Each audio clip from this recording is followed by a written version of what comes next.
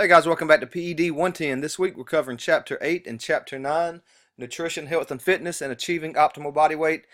These two chapters really go hand in hand. In fact, they could almost be in one chapter um, themselves. So it's a pretty routine week for us. We've got a checklist, this video, your PowerPoint, your quiz, your labs, and then your physical activity monitoring report.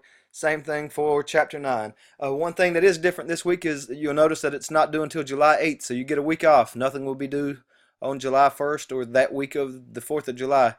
So enjoy your break, have a great holiday, and be safe out there. With that being said, though, with that week off, just make sure you remember to go ahead and get this knocked out either before that week or leading in to July 8th. So make sure you set a reminder on your calendar. As always, I'm just an email away. I hope everything's going well. I'll be honest with you, this group has done as phenomenal as any group I've had in terms of completing assignments and asking questions when needed. So just keep up the great work. I look forward to a strong finish. Take care.